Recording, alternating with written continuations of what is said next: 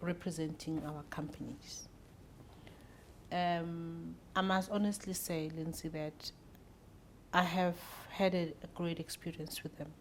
Absolutely great. But I think, any business person wants to see value before they can open up their doors to try and assist you. So across the 13 subsectors, I can comfortably say I have a very good working relationship. Very, very good working relationship, and I think quite fruitful. Just recently, we contacted them because I said we need to start a campaign as FP&M Seta to identify a number of learners that can be absorbed by our companies between now and 5 years. And we had a lot of positive response where they all came and said, these are our numbers and we are happy to participate. Now that for me, it is absolutely fantastic. And that will surely grow the more established the Seta becomes, obviously. Yeah, absolutely. Yeah. Absolutely. The business model that we coined, I can tell you right now, it's not my business model. I just went to them and I said, I hear there are a lot of issues in terms of service delivery. What do you need? Yeah. What are your expectations? Yeah. I took that and I translated that into a business model.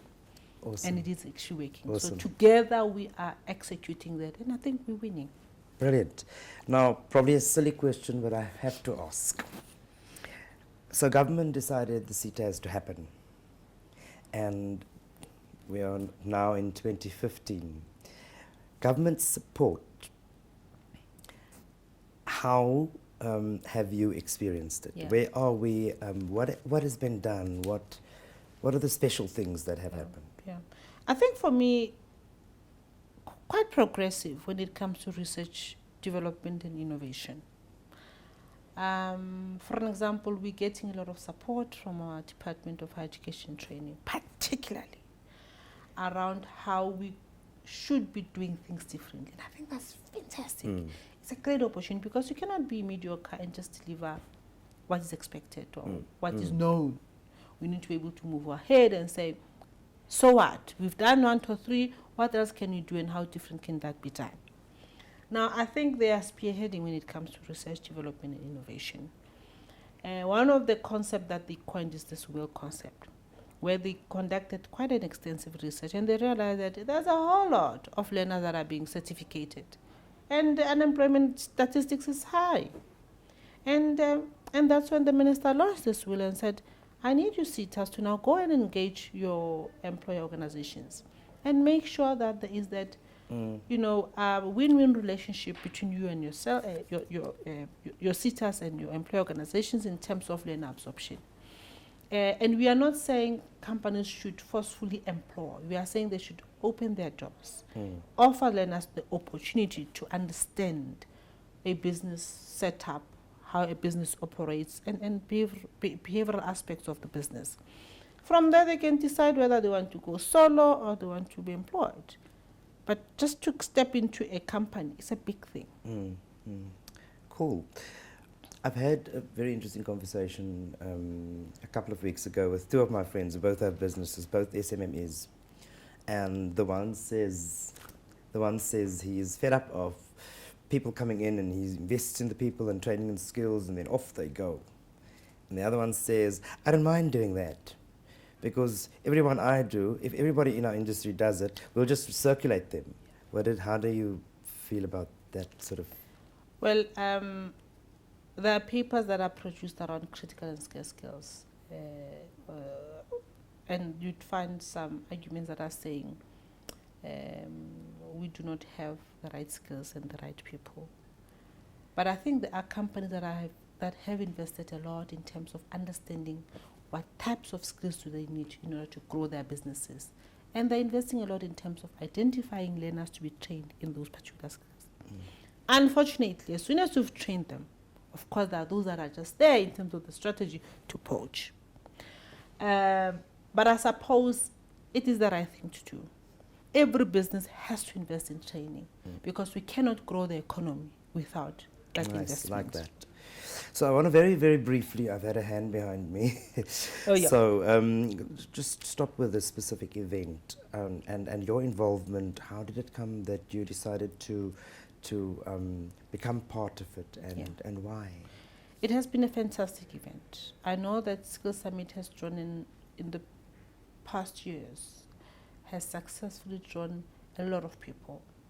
And I think it has successfully managed to drive the importance of skills development drives in the country. And they've done quite well, because what they have actually done is they've identified massive companies to work with and afforded these companies opportunities to come and showcase the work that they do. But they've done that alongside government, to say, government, while we recognize your training and development strategies and legislation, we also bring on board the business. And I think that's a critical partnership, that if we respect and we get it right as a country, we will be able to successfully realize the objective of our transformation policies. I know it's early days, we've just about started, but what is your feeling as you walked in here this morning? I'm excited. About that, I'm a brand person, I love brand. I've studied advertising.